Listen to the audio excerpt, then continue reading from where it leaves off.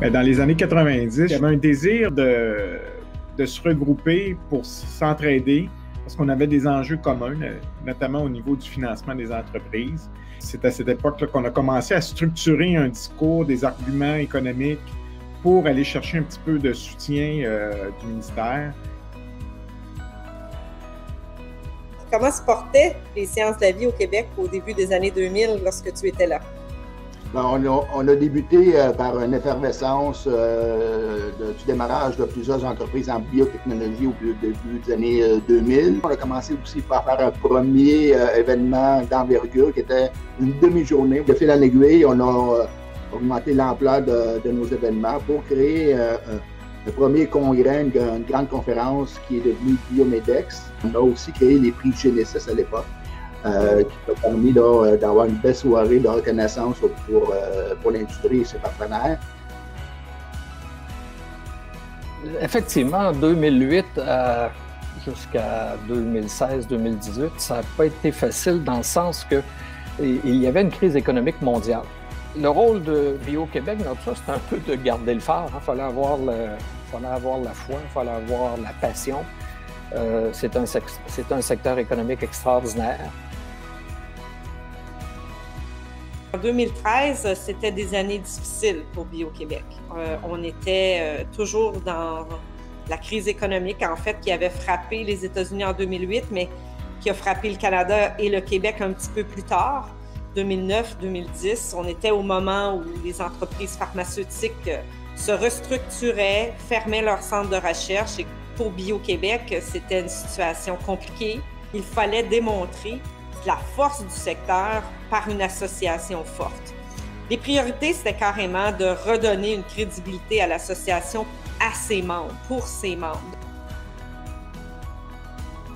On a assisté au cours des dernières décennies à une accélération vraiment significative des biotechnologies, des technologies émergentes, des thérapies émergentes comme les thérapies cellulaires, les thérapies génétiques, la médecine personnalisée, et on se doit en tant qu'industrie, mais aussi au bénéfice de la population, encore une fois, de rester à la pointe de ces tendances-là. Des défis, des opportunités très importantes devant nous. Puis je crois que le Québec est extrêmement bien placé pour se positionner dans le futur sur les biotechnologies dans les années qui viennent.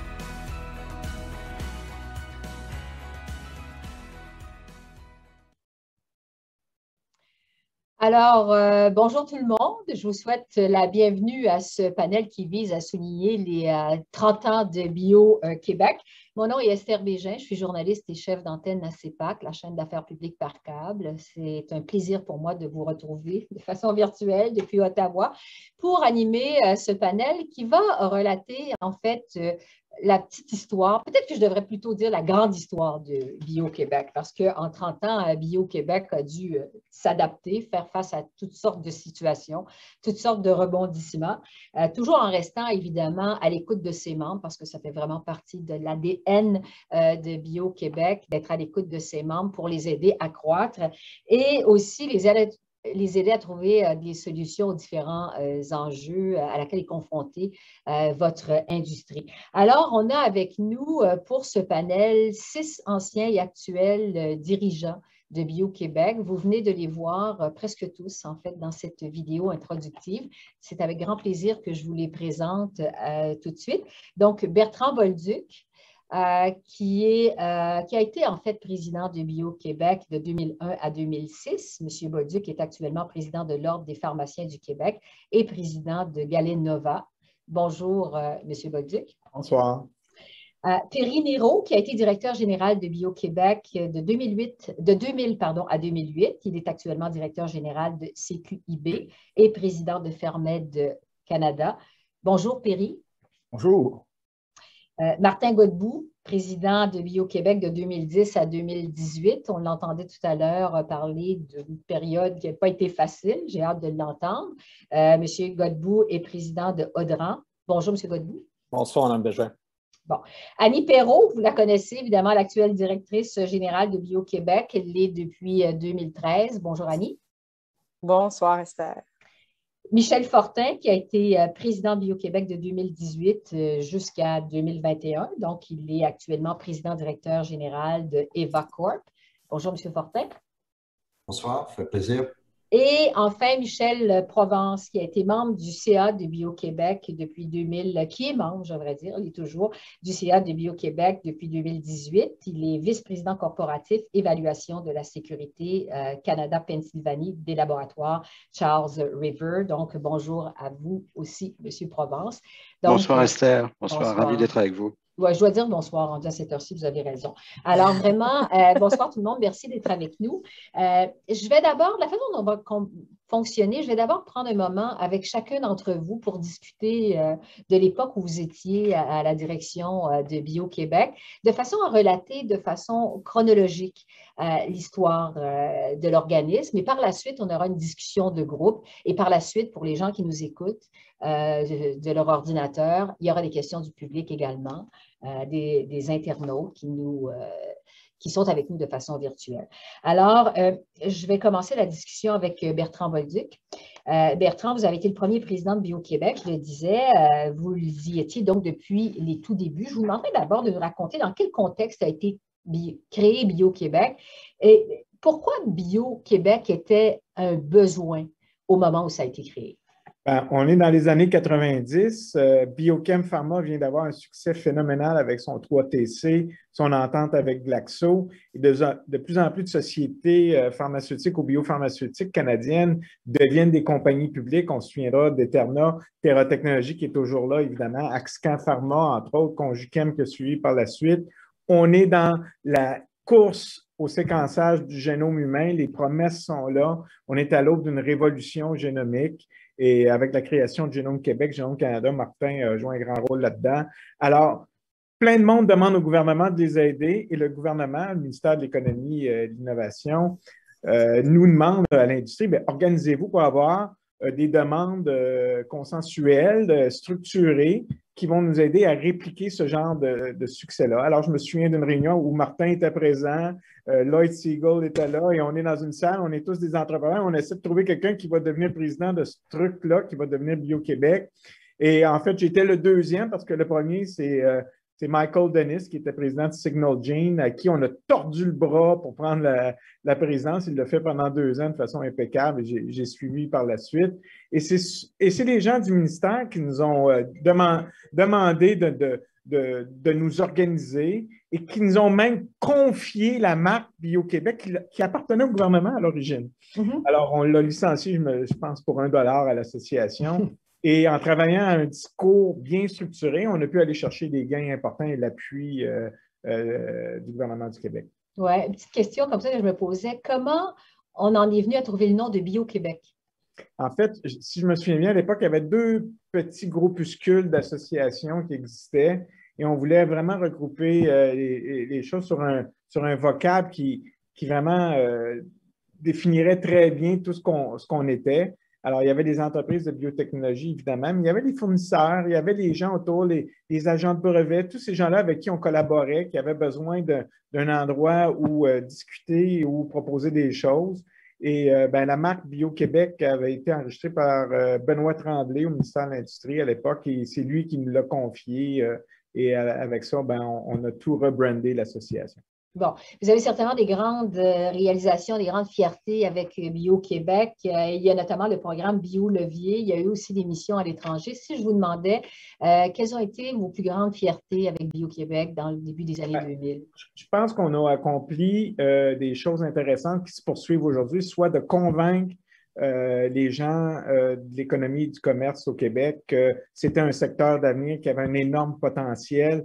Et on le voit, là, 30 ans plus tard, on a eu plein de succès. On n'a pas juste Biochem. Plus récemment, on a eu Clémentia, on a eu Enobia, on a eu plein d'autres sociétés qui ont eu des résultats extraordinaires avec des produits approuvés au Canada, aux États-Unis, partout dans le monde.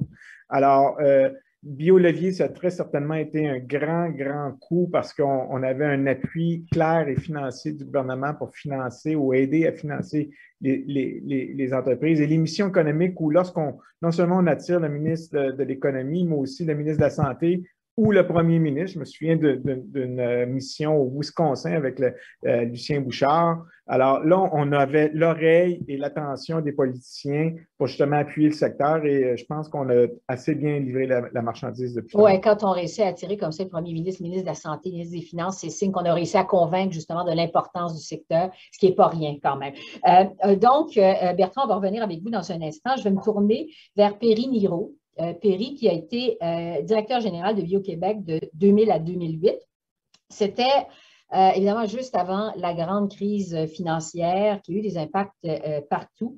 Perry, je vous demanderais comment se portait l'industrie lorsque vous étiez directeur général de Bio-Québec. Alors, pour faire un suivi par rapport à ce que vient de dire Bertrand, on avait plusieurs sociétés qui étaient inscrites à la bourse. On avait une vingtaine d'entreprises qui étaient à la bourse de Toronto ou TSX, même au Nasdaq. Alors, il y avait cette effervescence-là.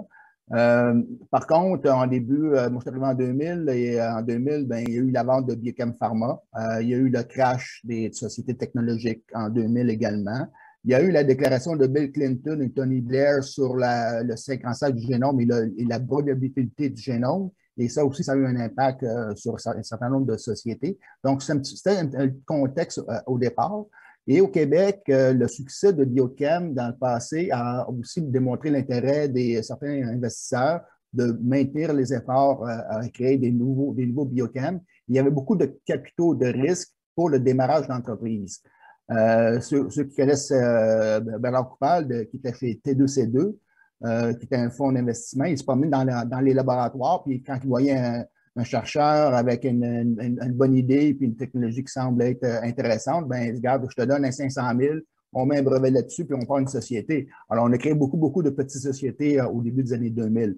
Ça s'est avéré par la suite qu'on a créé beaucoup d'attentes, mais ça a été difficile par la suite de maintenir ce rythme-là. Oui. Vous dites qu'on a créé beaucoup de petites sociétés au début des années 2000. Quel était le membership de Bio-Québec à cette époque-là? Est-ce que c'était un bon membership? Ben, on était environ une soixantaine d'entreprises en 2000, mais on a monté ça jusqu'à 240 membres là, au fil des années. On était la plus grosse association au Canada. On a réussi à mobiliser beaucoup d'acteurs. Bertrand l'a mentionné tantôt. On a mobilisé l'industrie, on a mobilisé les acteurs de l'industrie. On a fait notre premier sommet des biotechnologies au Québec. On a réuni, là, ça démarre qui a duré pendant 6 à 8 mois. On a réuni environ 500 participants par secteur d'activité, pas seulement les CEO, mais il y avait les CSO, les chefs scientifiques qui étaient invités, les chefs des finances également qui étaient invités dans des groupes particuliers, les gens de capitaux de risque, les gens de la recherche académique, les gens du gouvernement qui étaient présents. Alors, on a réussi à mobiliser ces acteurs-là. On a terminé par un plan d'action sur 8 enjeux qu'on avait déterminés.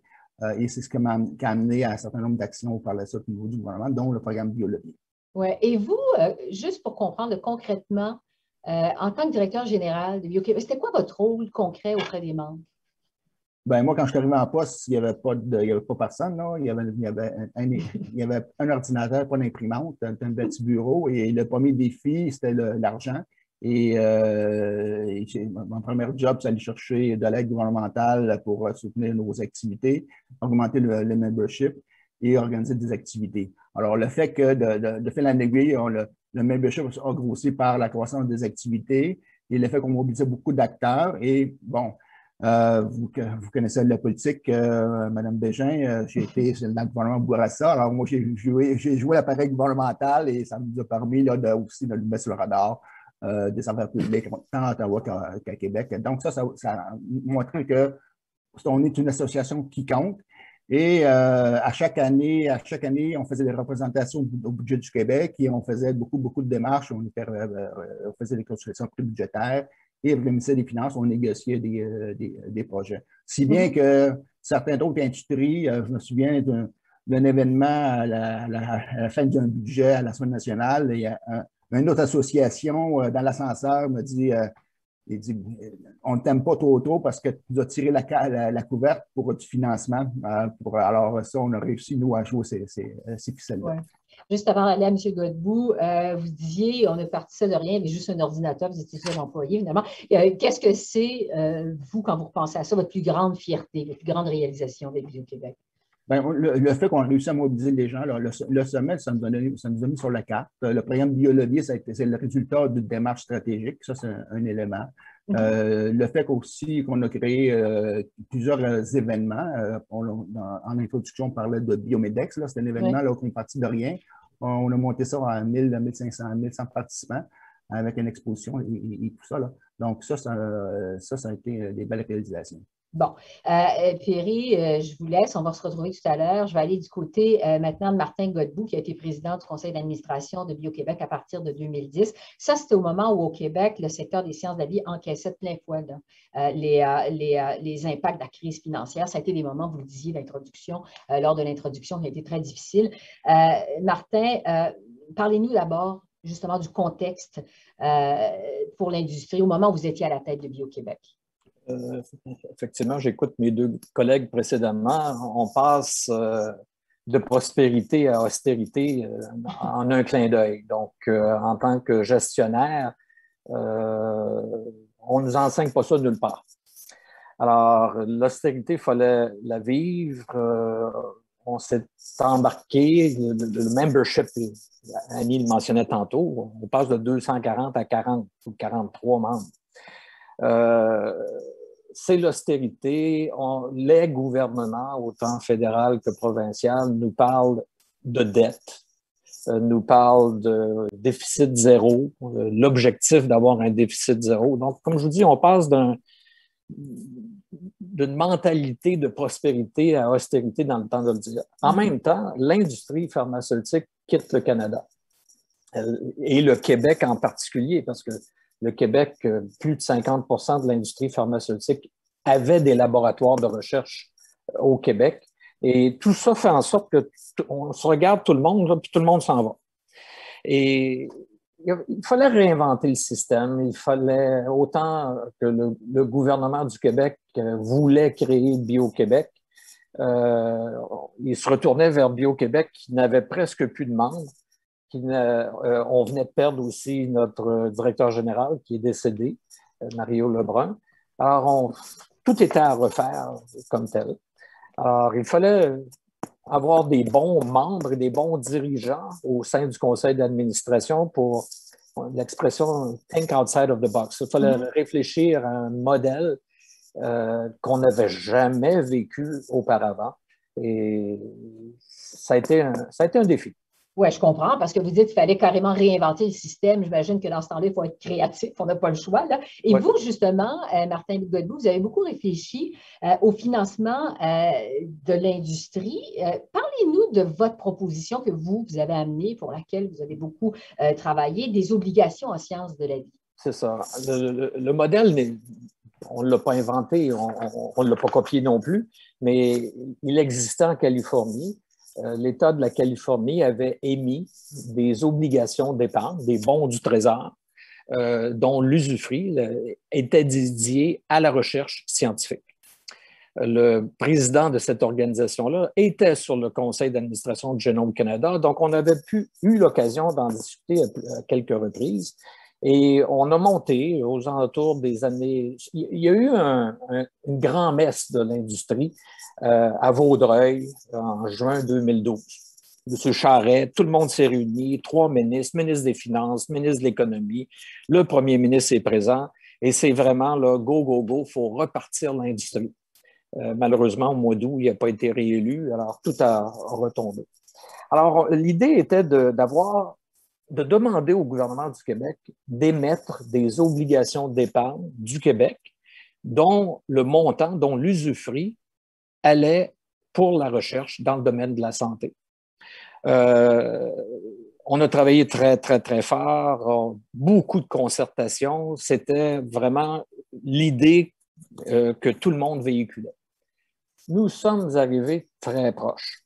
Je me rappelle d'un de mes collègues qui a une rencontre privée avec Roberto Iglesias, qui était le secrétaire général de la province, et qui dit à cet individu, « Dis à ton chum Godbout que ça va marcher. » Alors, on ne pouvait pas aller plus proche que ça, sauf qu'à ce moment-là, le premier ministre prend une décision sensée d'avoir un déficit zéro. Alors, une obligation d'épargne, c'est une dette. et on n'a pas pu passer le programme comme tel à ce moment-là. Oui. Juste un mot très rapide. Bon, on va y revenir lors de la discussion de groupe tantôt. En fait, je vous demandais que chacun voit la pandémie qu'on vit encore jusqu'à maintenant. Ça a créé une opportunité que ce soit plus facile de convaincre les gouvernements d'embarquer. Juste un mot là-dessus, puis on va y revenir tantôt. Absolument. Annie en faisait brièvement mention tantôt. Je me rappelle d'un autre meeting avec Mme Anglade, qui était ministre de l'Économie, et M. Barrette, qui était ministre de la Santé, qui avait dit à Annie et moi, et peut-être d'autres personnes autour, parler à la population. Si la population ne s'engage pas, il n'y a pas moyen d'y arriver. Mm-hmm. Vous pouvez vous imaginer les budgets qu'on aurait investis pour convaincre la population d'investir dans la recherche en santé. Le beau côté de la pandémie a fait en sorte que tous les soirs, dans les bulletins de nouvelles, TVA, Radio-Canada et tous les autres postes, il y avait toujours un expert, un médecin, une consultante, Mme Lamarre en pharmacie, qui parlait. On a tous fait notre cours de médecine pendant 18 mois. Et aujourd'hui, de demander à la population de réinvestir plus d'argent dans la recherche médicale, je crois que ce ne serait pas trop un problème. Oui, ça fait partie des côtés plus positifs de la pandémie. On va y revenir tout à l'heure. Ouais. Martin, on y reviendra. Je me tourne vers Michel Fortin maintenant, qui a été président de Bio-Québec de 2018 à maintenant. Michel, parlez-nous comment se portait Bio-Québec lorsque vous êtes devenu président de l'association, donc en 2018. Je pense que le mot qui se passait à ce moment-là, c'était la question de la pérennité de la société.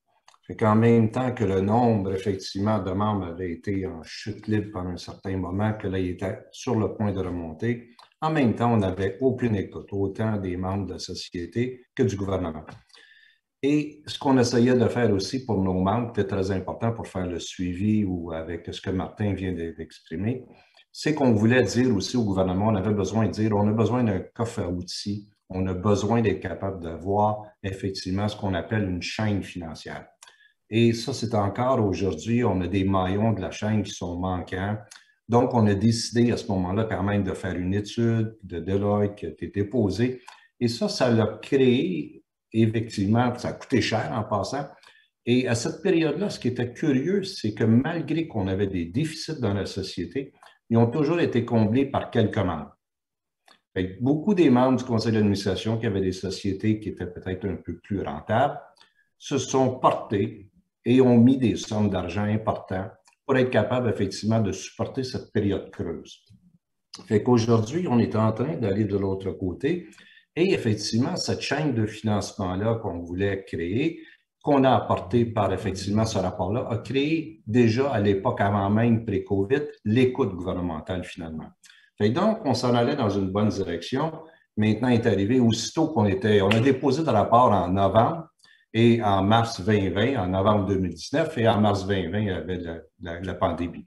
Ouais. Donc, c'est sûr que le timing n'était pas idéal, mais de l'autre côté, ça nous a créé aussi en même temps une belle opportunité, effectivement, comme Martin mentionnait. Ouais. On a eu l'écoute maintenant de la population, donc on a l'écoute au niveau politique et on est capable de voir aujourd'hui, et nos membres ont pu voir aussi, effectivement, le travail qui a été fait par l'équipe de Bio-Québec pour bien les représenter. Fait qu'aujourd'hui, je crois qu'on s'en va vraiment dans la bonne direction et il y a un grand futur qui s'en vient pour toutes les sociétés en biotechnologie, j'en suis sûr. À l'exception, et Michel serait d'accord avec moi là-dessus, on va peut-être avoir un problème, par contre, d'avoir les talents qui vont être autour de nous. Il y a quand même une pénurie actuellement au niveau peut-être des gens qu'on a besoin dans nos équipes.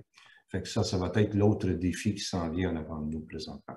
Bon, juste un mot sur la santé animale, M. Fortin. Le temps file, même juste entendre un peu parce qu'on connaît les technologies pour la santé humaine, mais vous intéressez particulièrement à la santé animale.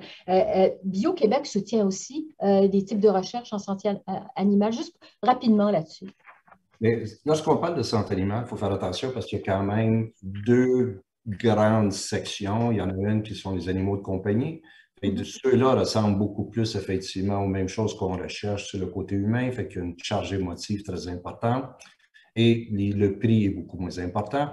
Nous, on travaille plus sur l'autre côté de notre société qui fait partie effectivement plus carrément de la chaîne alimentaire. Donc, on parle des animaux de production qui éventuellement se ramassent en protéines. Donc, cet élément-là est plus au niveau préventif. Donc, c'est-à-dire que si effectivement on a une meilleure qualité, si je peux dire, effectivement, de production de ces protéines-là, bien, va faire effectivement qu'on va avoir une meilleure santé. L'autre chose aussi, c'est qu'on a quand même beaucoup de bouches à nourrir sur cette planète. Il faut oublier qu'on a juste ici l'Amérique du Nord, il y a une partie de l'Europe, mais il y a beaucoup de pays à travers le monde qui actuellement ont besoin. Fait qu'on doit augmenter notre capacité d'être capable de produire des protéines. Et si on ne veut pas détruire notre planète, bien, on peut utiliser seulement que 30% de son emprunt. Donc, 70% de ce qui s'en vient pour augmenter de 100% la capacité alimentaire, il faut que ça vienne de l'innovation. Merci beaucoup, M. Fortin. Donc, je vais me tourner maintenant vers Annie Perrault, qui a été directrice, en fait, qui est directrice générale de Bio-Québec depuis 2013. Annie, on vient d'entendre Michel nous expliquer un peu les enjeux de Bio-Québec à cette époque où il était là, ou maintenant, finalement. J'aimerais savoir comment, Annie, vous avez abordé votre travail de reconstruction de Bio-Québec quand vous êtes arrivée avec Bio-Québec. Oui, en fait, je suis arrivée en 2013 par le biais du conseil d'administration à l'invitation de Martin. En fait, j'étais membre du conseil d'administration et puis malheureusement, Mario a quitté et comme Martin l'a mentionné, Mario malheureusement décédé par la suite, mais on m'a demandé de prendre la relève à la direction générale. Alors, que j'ai accepté après ils ont été très convaincants, tout ce beau monde, et je suis encore là, donc j'adore mon travail. J'ai fait table rase pour répondre à ta question, Esther. Je me souviens que les bureaux de Bio-Québec étaient à Laval à ce moment-là, cher Perry. Et puis moi, je demeurais à Bromont. Il n'était pas question que je traverse 2 ponts pour me rendre au bureau de Bio-Québec. Alors, j'ai tout repris ça. On a déménagé ça à Bromont. Encore à ce jour, les bureaux de Bio-Québec sont dans le parc scientifique de Bromont. Moi, c'est moi qui circule, c'est moi qui se promène, un peu moins avec la pandémie, évidemment. Et puis, on a fait table rase carrément et on a recommencé on a pris les membres qui étaient là. Moi, j'ai pris mon bâton de pèlerine, et puis je me suis promenée, j'ai rencontré tous les membres qui étaient demeurés. J'ai également rencontré ceux qui avaient récemment quitté. Je voulais savoir pour qu'ils avaient quitté, qu'est-ce qui s'était passé, qu'est-ce qui nous manquait. J'ai fait du cold call. Je me suis rendue dans des entreprises que je ne connaissais pas, qui n'avaient jamais été membres de Bio-Québec, dont entre autres les laboratoires Charles River, qui sont maintenant non seulement un membre, un partenaire très important de Bio-Québec. Et puis, on a regardé aussi ce qui s'était passé. Parce que le départ des centres de recherche pharmaceutiques ne signifiait pas le départ des équipes de recherche. En fait, la plupart des équipes de recherche sont restées. Il y a eu la création de beaucoup d'organisations de recherche contractuelles, des gens qui font de la recherche à contrat. Il y a des équipes qui ont intégré d'autres équipes. Et puis, il y a eu la mise en place, entre autres, de l'Institut Néomed, qui est maintenant devenu Anne-Marie Bio-Innovation, où on retrouve plus d'entreprises et de chercheurs qu'il y en avait lorsqu'AstraZeneca avait son centre de recherche à ce moment-là, à cet endroit. Donc, l'industrie s'était modifiée. On était parti de quelque chose qui était plus en silo, là où il y avait les biotech d'un côté, les pharma d'un autre, et tout ça, à une industrie qui était beaucoup plus horizontale et qui l'est vraiment beaucoup plus, qui est beaucoup plus intégrée maintenant. Et puis moi, je suis partie avec ça en me disant, qu'est-ce qu'on peut faire à Bio-Québec pour mieux les représenter? Premièrement, j'avais un conseil d'administration qui y croyait, qui disait, il faut que Bio-Québec soit fort si on veut convaincre le gouvernement qu'on est encore un secteur important. Donc, c'est un peu la boule de neige, là. Il fallait la partir pour qu'elle puisse rouler. Alors, on est parti de là, on a mis en place un plan stratégique aussi, on s'est fixé des objectifs et puis on est parti avec ça. Puis on a aussi dit, puis je pense que ça, c'est peut-être le plus important, plus de politique de chaises vides. Partout où est-ce que Bio-Québec pouvait être, partout où je pouvais être, j'étais. Alors, les comités, le gouvernement, le ministère. Et en fait, il y avait un gouvernement aussi en ce moment-là. Puis ça, je pense que c'était un élément extrêmement important à mentionner. Quand Bertrand l'a dit tout à l'heure, Perry a fait mention, puis je vais le dire maintenant, que ce soit le Parti québécois, le Parti libéral du Québec ou le CAQ maintenant, il y a toujours eu un appui assez incroyable de nos gouvernements au secteur des sciences de la vie. Ça c'est très important. Puis, lorsque j'étais là, Mme Anglade était la ministre, en fait, et puis il y avait eu quelqu'un d'autre avant elle, mais bon, il y a eu la mise en place d'un chantier pour mettre une stratégie québécoise des sciences de la vie. Donc, il fallait être présent. Donc, quand je vous dis pas de politique de chaise vide, on était là, on s'est arrangé pour être sur tous les comités, les chantiers. On a même un membre de notre conseil d'administration qui a co-présidé l'un de ces chantiers, Pierre Falardeau. Donc, on essayait d'être... Et je pense que ça l'a fait tourner. On a mis beaucoup d'efforts dans les communications. On a rejoint nos membres. On s'est mis à faire des infolettres, des communications très personnalisées. Tout ça ensemble, ça a donné l'impression, je pense, plus que l'impression, c'était vrai, que Bio-Québec reprenait du poids de la boîte et on repartait. Bon, t'écoutes, Annie, visiblement, tout un travail de reconstruction avec ta fougue, ta persuasion. De quoi, aujourd'hui, es-tu le plus fier? Oh mon Dieu. Beaucoup de choses. En fait, le nombre de membres en partant, parce que c'est sûr que quand j'écoute Perry, je me dis, Colin, j'en ai encore 100 autres à aller chercher pour atteindre le 240. Mais l'industrie a changé. C'est plus la même industrie. Et je suis vraiment très, très fière du nombre de membres et surtout dans la dernière année, du nombre de membres qui nous ont appelés, du nombre d'entreprises qui nous ont approchés pour faire partie de l'organisation. Juste tout à l'heure, je mentionnais lors de l'AGA le nombre de CV qu'on a reçus pour faire partie du conseil d'administration. C'est une grosse indication, je pense, de l'intérêt des gens pour leur association. Évidemment, on a été très présent dans plusieurs éléments. Donc, sur chaque axe qu'on s'est donné, je suis fière de beaucoup de choses. Si on parle de représentation, le travail qu'on fait pour le financement, les études qu'on a fait ou pour l'intégration, le travail sur l'étude d'intégration que l'on fait actuellement, très important. Sur la question du développement des affaires, notre entente avec MassBio a été un tournant, je crois. MassBio, qui est la plus grande organisation biotech au monde et certainement en Amérique du Nord, avec plus de 1500 entreprises membres. On parle de Boston, Kendall Square. Cette entente-là qui est unique encore aujourd'hui entre cette association et une autre association qui permet à nos membres de développer et de réseauter avec les gens de Boston, je pense, nous a permis de vraiment approcher nos membres avec un plus pour eux. Alors, ça, c'est des éléments, là. Il y a plein d'autres choses. Plusieurs fiertés. On aura peut-être l'occasion. T'en es plein à venir aussi. Oui, parce qu'on parlait de l'avenir tantôt, mais il faut garder du temps justement pour le futur. Merci, Annie. Je vais aller du côté de Michel Provence. Bon, vous êtes membre du conseil d'administration, Michel, de Bio-Québec depuis plusieurs années. Je vous demanderais comment l'association soutient les membres pour les aider dans leurs activités et leur croissance. Pouvez-vous nous expliquer ça de façon un peu plus concrète? Plusieurs dimensions à ça. Puis la première, en fait, elle est fidèle aux origines de Bio-Québec qu'a évoqué Bertrand Bolduc dans son témoignage, c'est-à-dire qu'on est un porte-voix de l'industrie pour les partenaires institutionnels et gouvernementaux. Donc, c'est très, très structurant, en fait, les actions qui sont menées pour l'écosystème au sens large, en fait, du Québec par Bio-Québec sur les grands enjeux, en fait, qui ont été évoqués, le financement, l'intégration de l'innovation, la main-d'œuvre. Bio-Québec a vraiment une action très, très pertinente et significative, en fait, pour l'écosystème en entier. Ensuite, il y a d'autres avantages qui sont plutôt, je dirais, opérationnels. Donc, il y a des rabais auprès de fournisseurs pour des achats groupés. Il y a de la représentation également qui se fait avec MassBio, internationalement avec d'autres associations qui sont au bénéfice de l'ensemble des membres, en fait. Bon. Tantôt, on en parlait avec Martin Godbout sur le fait que la pandémie a mis en relief l'importance d'investir, l'importance tout court des sciences de la vie. Quels sont les principaux enjeux pour Bio-Québec dans l'avenir, justement, eu égard quand on va sortir de la pandémie?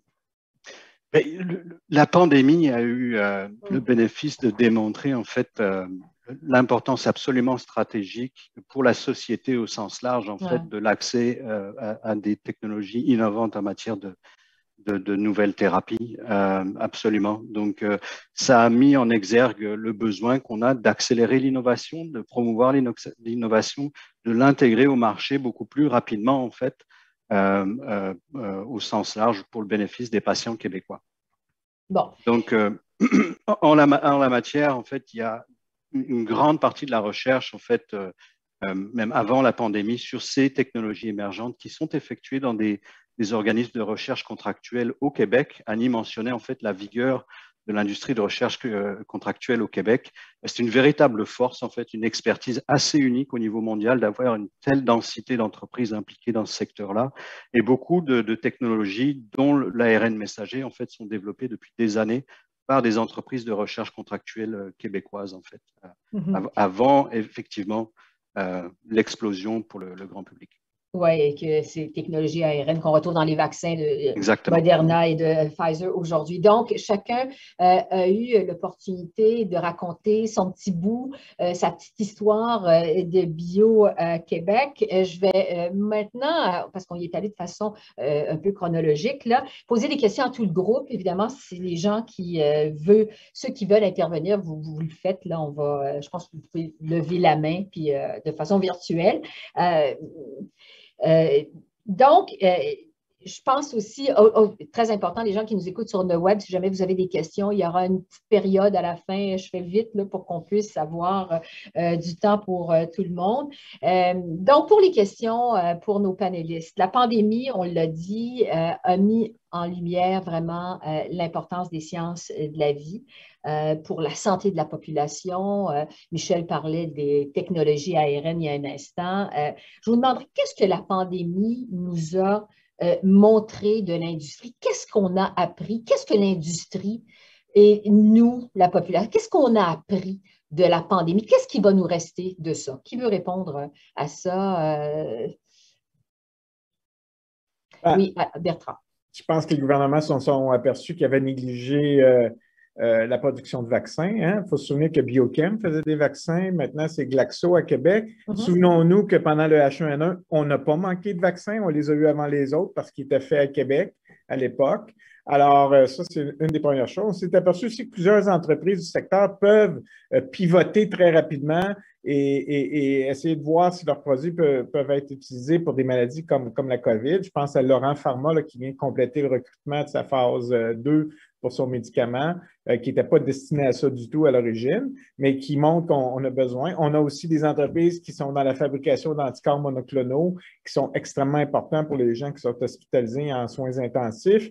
Et vous l'avez dit tout à l'heure, maintenant, la population sait c'est quoi un ARN messager, sait c'est quoi une bioparticule, sait c'est quoi des anticorps.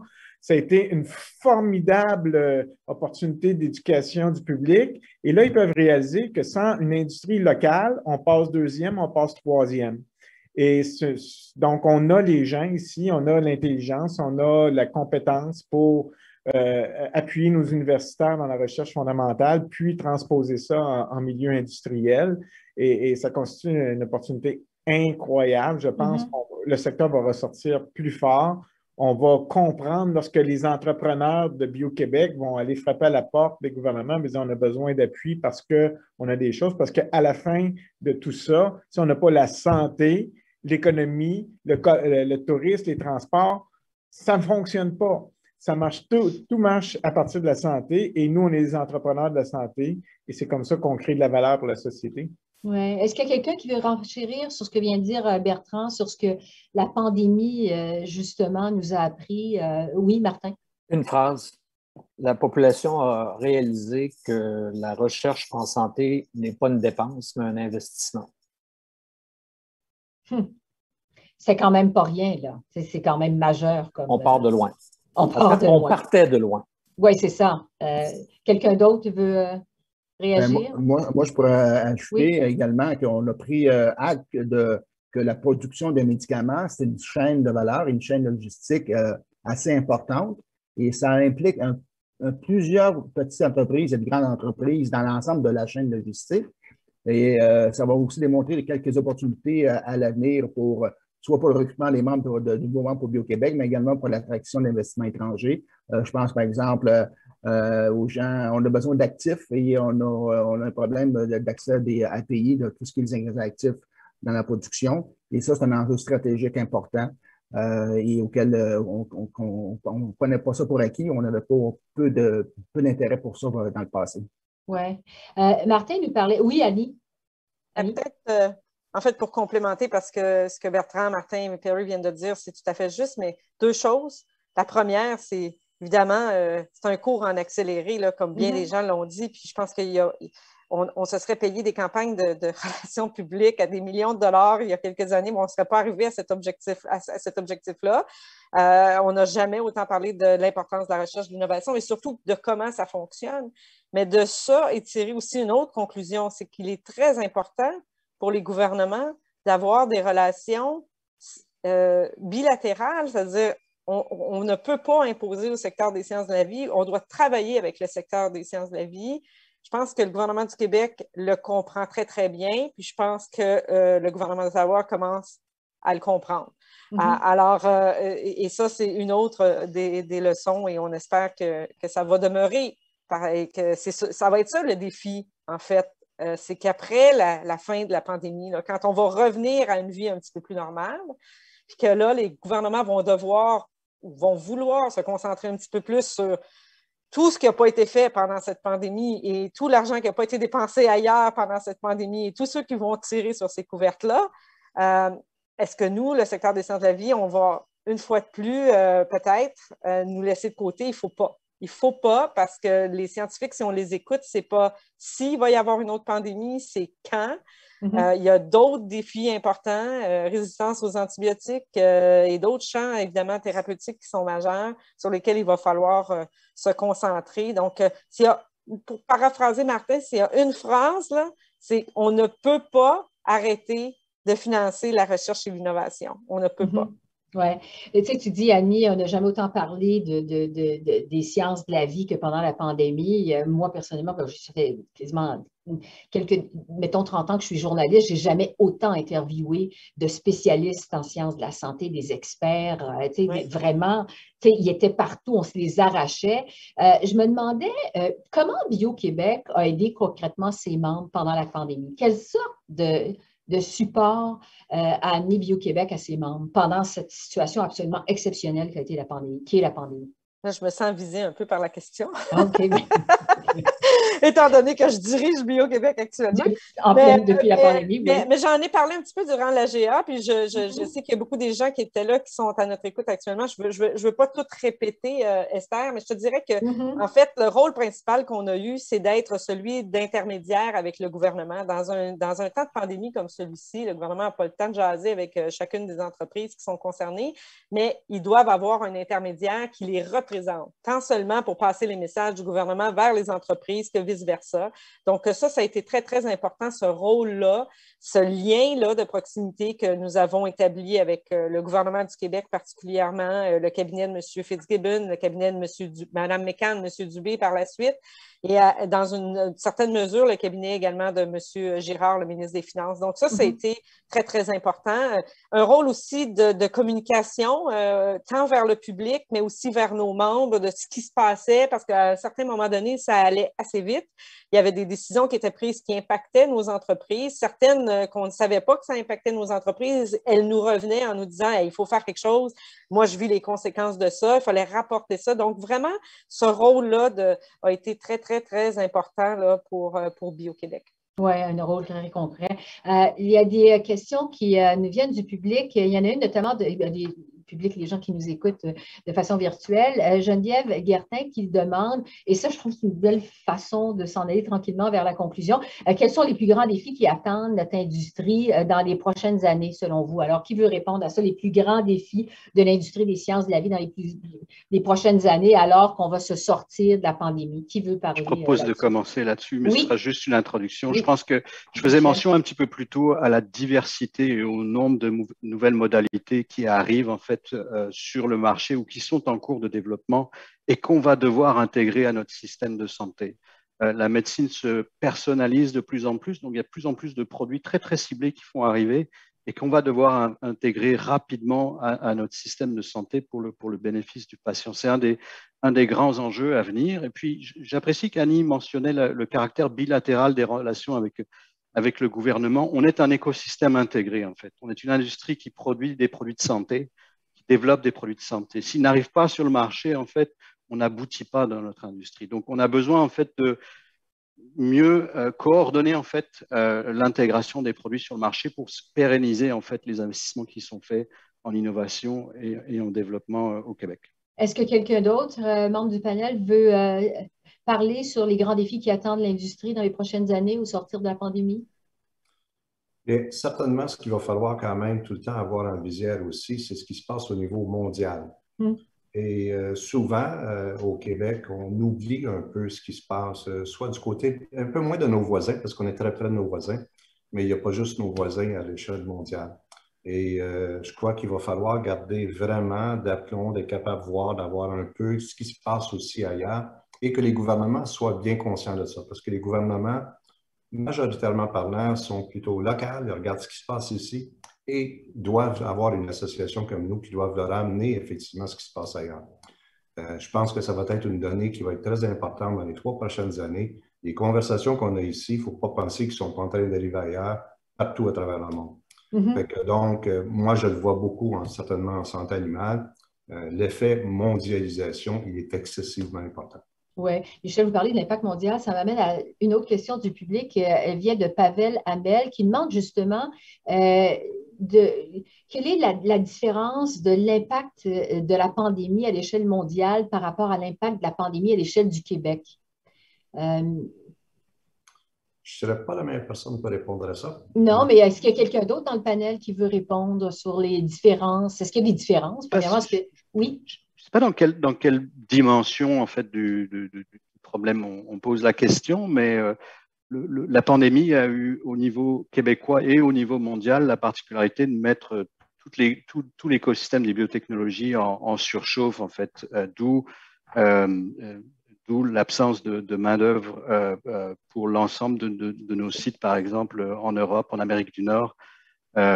Chez Charles River, je sais que d'autres partenaires en fait chez Bio-Québec subissent le même problème. Donc, ne serait-ce que pour la chaîne industrielle, l'impact québécois n'a pas été nécessairement différent de celui que j'ai pu constater au niveau mondial en fait.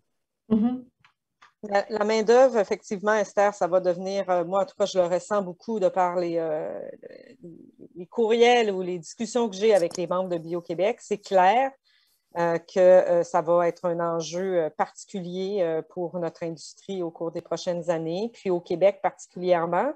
Il va falloir discuter d'immigration parce qu'on n'aura peut-être pas les moyens de fournir tout ce qu'on a besoin à même notre propre réseau ici. Donc, ça va amener toutes ces questions-là. Le Québec, tantôt, Michel, ou je ne sais pas lequel des Michel, mais il y a quelqu'un qui a fait mention de la force que l'on a en recherche clinique, en recherche préclinique, c'est Michel Provence, qui est peu connu, souvent méconnu en fait. Et puis, on est sur une mine d'or au Québec. On a donc une qualité de la recherche qui est extraordinaire. On a des biotech, on a des organisations de recherche contractuelles, précliniques, cliniques qui sont là.